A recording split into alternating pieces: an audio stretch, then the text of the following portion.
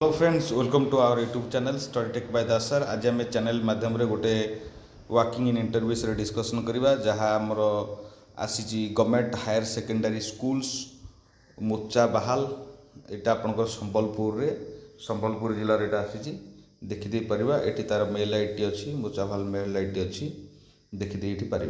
जदि आम देखा जे ये आपंकर कौन कौन सब्जेक्ट आसी 26-27 सेक्शन 26-27 आपणकर सब्जेक्ट अच्छी Odisha Odia English political science आपणकर हिस्ट्री इकोनॉमिक्स ओडिया ऑप्शनल ये 6टी सब्जेक्ट अच्छी आपणकर देखीदे पारे।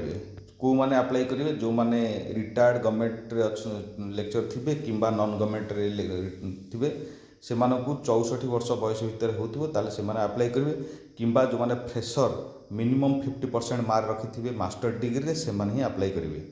कथा है जे आप्लिकेसन आपण मैंने सबमिट करवा दरकार जे 6 तारिख रु स्टार्ट हो गलानी आपण 10 तारिख भितर निश्चित आप्लिकेसन टी सबमिट करदे। सबमिट करेंगे कौटी सबमिट करेंगे तांकर जो अच्छी मेल आईडी मेल आईडी की छाड़े ये मेल आईडी सबमिट करेंगे।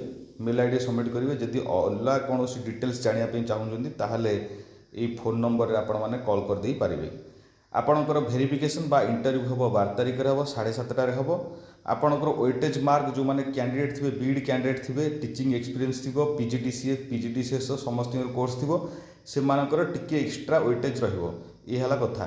आपण जी आप्लाईटा फर्मटा करेंगे 6 ରୁ 10 तारिख भितर करेंगे। इंटरव्यू तार 12 तारिख अच्छी आपणकर पब्लिकेशन सिलेक्शन प्रोसीजरटा बोर्ड रे बाहर जो 12 तारिख रे बाहर जीवो।